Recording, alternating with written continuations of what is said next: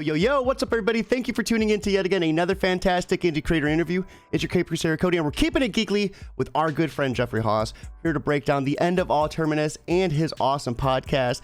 And Jeff, man, we've been like in each other's DMs for months now. Like you, when I first started doing this, you were nice enough to reach out to me, throw me a couple bones, and I mean, we've developed a friendship ever since. So I have to give you a big shout out on air, man. Thank you for throwing so many awesome guests my way. I really appreciate it, man. No, it's totally my pleasure. I think this is a great thing for indie podcasters to communicate with each other and build a community. And you retweet and post all my stuff too. So I mean, you're helping me out a lot as well. So it's just something go one way, which is the way it should be.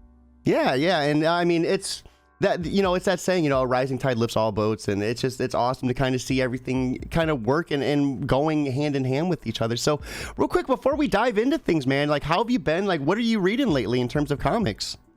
Oh, I'm reading some good stuff. I always loved Usagi Yojimbo, which is such a pleasure to read all the time. I'm reading Saga. I'm reading Moon Knight. The Flash for Jeremy Adams does a great job with that.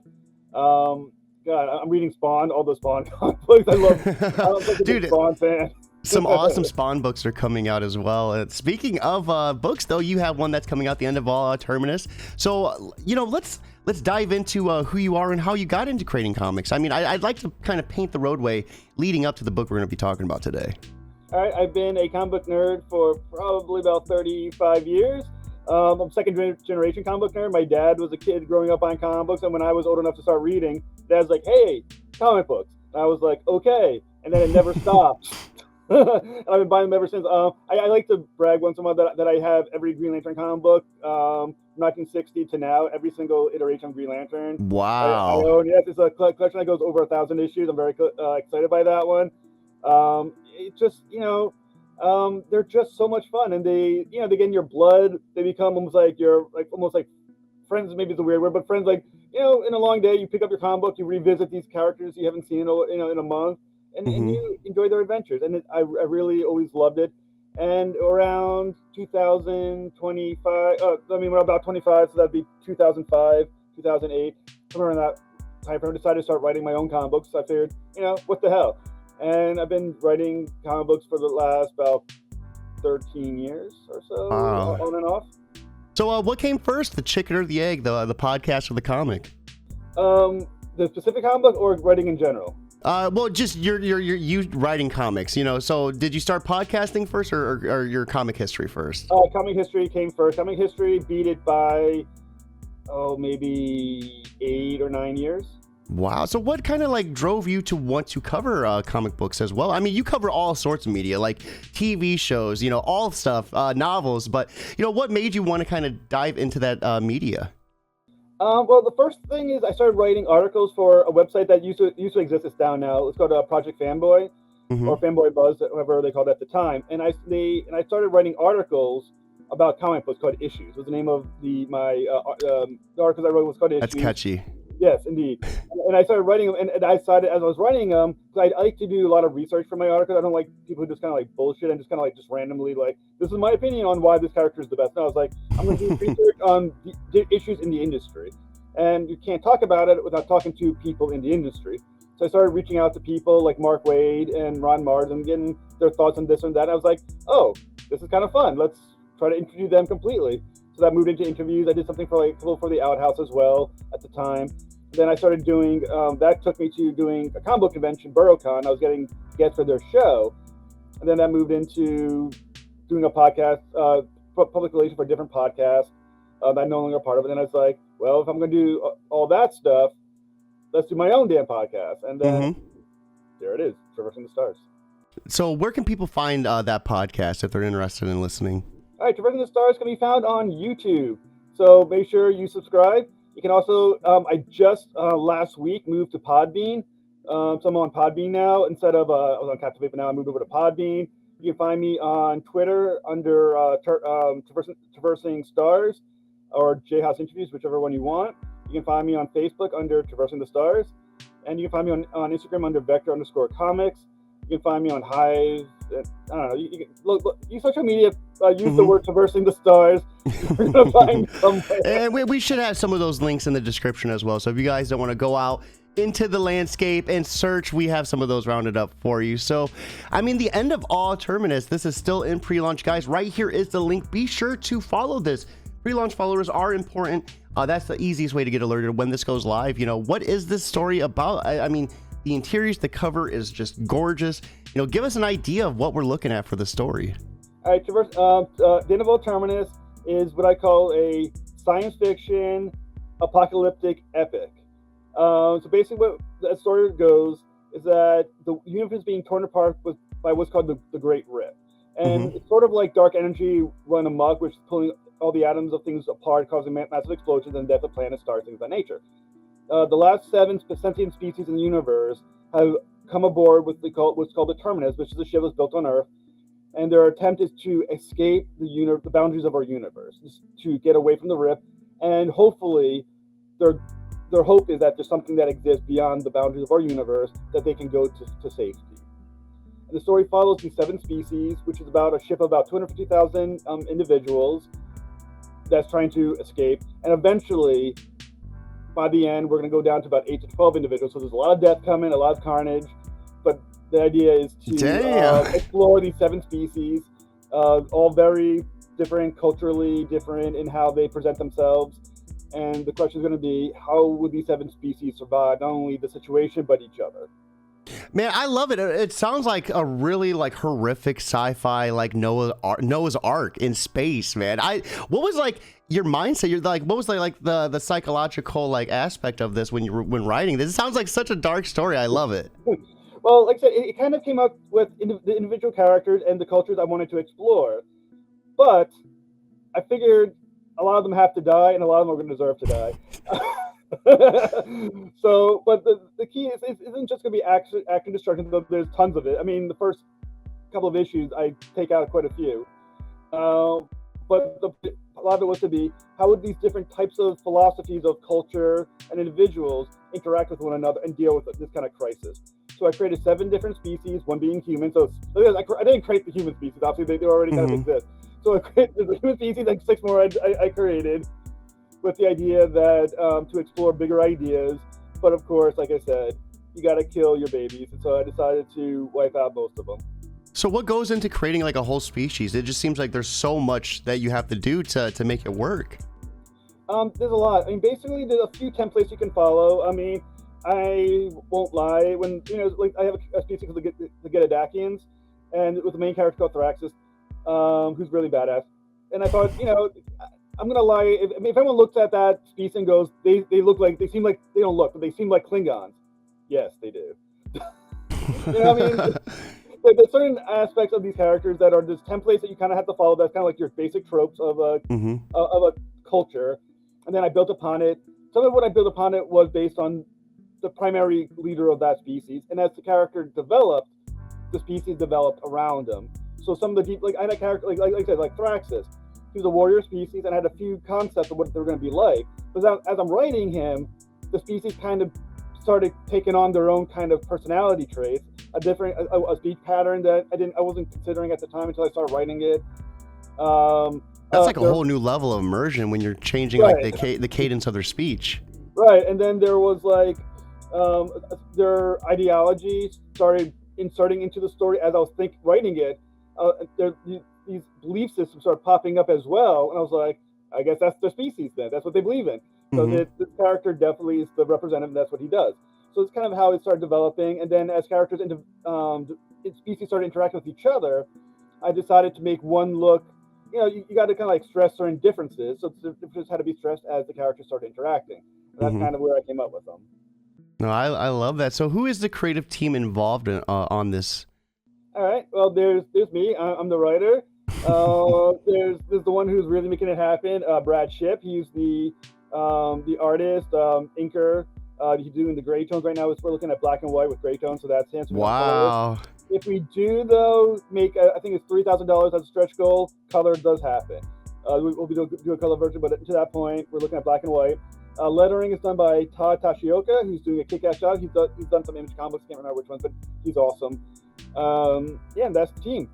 So how does that look like when you're working with your artists? From script to panel. Like, do you kind of have an idea in mind, or do you let him take the wheel a little bit? I do a full script approach where I am running at the panels, but as I always say, is trust your artist.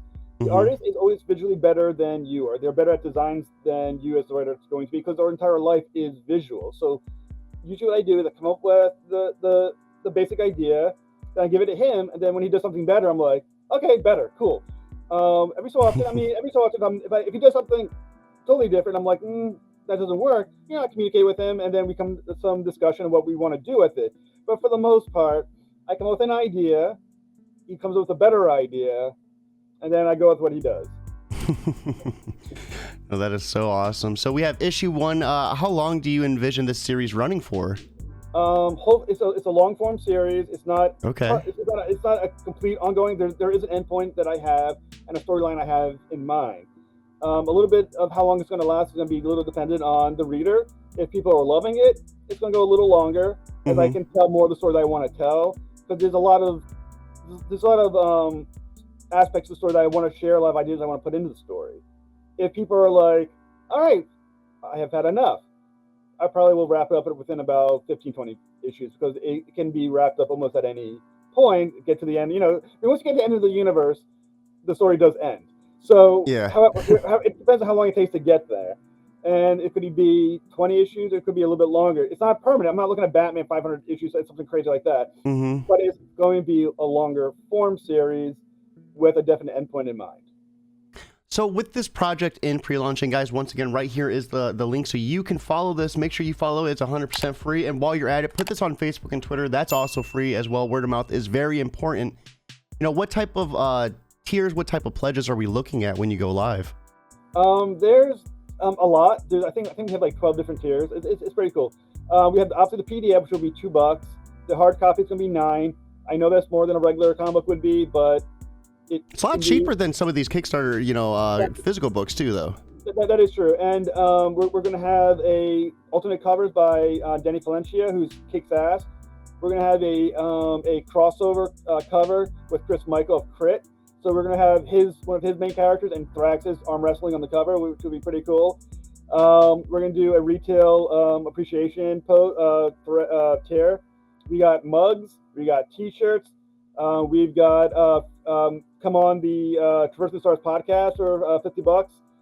You can make a guest spot for that as part of a tier. We got a producer, which is everything, and the coolest one I think is going to be a 3D printing of the Terminus ship by Brett Ship's doing it. It looks badass. That's so cool. It's going to be like 6 to 8 inches long. And it's going to be, like I said, it's going to be literally the Terminus as a 3D printing that you can have sent to your house. So that's one of the cooler ones, and also prints as well. There'll be print and some other things cool. It's going to be great, and everyone should buy all of them. No, just kidding. Do what you can. And then at $3,000, you unlock the stretch goal for colors too, right? At $3,000 will be a stretch goal, and I will send either the color or the black and white version to you, depending which one you want. So that's going to be the first major stretch goal. That's so cool, Jeff. Man, is this your first Kickstarter? It's my second Kickstarter. Okay. I did my first issue of Malik Reigning Devil, which was not really my Kickstarter, but I was kind of hosting the one done by the publisher. But it was my comic book, so I was kind of like participating quite heavily. This is my first 100% me creator Kickstarter, so I'm very excited by it. And like I said, please click notify. The more notifications you give me, the better the algorithms are my friend. So, and like I said, as Cody said, it's free. How about your friendly neighborhood indie comic person? Yeah, absolutely. So outside of the end of all Terminus, what else is on the plate for you for 2023? A lot. I'm doing my publicist work still. I have my current clients. I have Wells Thompson and Dalton Shannon who did Frankenstein the Unconquered, is now doing Mechaton issues 4 and 5 on Kickstarter right now. So I'm going to promote them because I'm their publicist. I got Traversing the Stars going on as well, which takes up a lot of my time. And I'm writing issue 5 of Malik, Reigning Devil. That's being worked on right now, and I should have a Anarch issue 3 should be popping out as well sometime this year. So yeah, I'm busy. Yeah, you never stop. We actually had Wells and Dalton on the show to launch for Mechaton, so that was an awesome experience as well. I always love getting the opportunity. Those were Wells was actually one of the very first interviews you set up on the show, so the awesome little throwback there as well. So Jeff, real quick before we get too far, what is the importance of hiring a PR? I know that's kind of like your thing too. So why should indie comic creators, if they're listening, consider that? Why is that an important part of promotion? Well, a lot of different things. One, there's a good chance we have connections that you don't have, especially in the comic book community, as far as creating interviews. I mean, I have a Rolodex of maybe like 50-something podcasts that I can send you out to. I recently got Wells and Dalton. They're going to have an article posted in Comic Book Resources as well. Basically, so you got connections that you're utilizing. Also, someone else postings through social media. I post my clients about 4 times a week to promote them as well. And it helps to have someone else in your corner rooting for you, because anyone who does a Kickstarter knows they're killers. There's always a moment in Kickstarter where the lull sets in, and the fear and that you're not going to ever hit your numbers, and the horror of it all. And it helps have someone in your corner also just coaching you, be like, you got this, let's do this, let's focus on that, give some ideas on how to help you out a little bit. It helps. It always helps to have someone in your corner, and then I think that's the important thing. No, absolutely. And I mean, I've seen it firsthand. Jeff put some work in terms of promotion and advertising, so it's always awesome to see.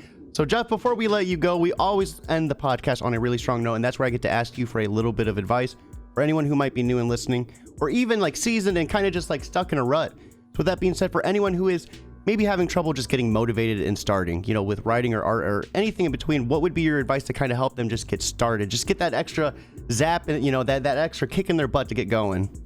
For comic books, or for Kickstarters, or for creating their comic? Creating their comic, just do it. Honestly, sit down, write down the first sentence. All right, that's your entire goal. No matter how many, the average comic book is 24 pages long, but every comic book starts off with your first sentence, your first word, your first sentence. Just write it down. And my best advice to you is, you also recognize that your comic your first draft is going to suck. Your first drafts always suck. And it should suck. It's your first draft. It's just get your ideas out there. Once you get past that first sentence, just throw your ideas out there, let it suck, and then marinate on it a little bit and improve it. But you're going to regret not having done it if you don't do it.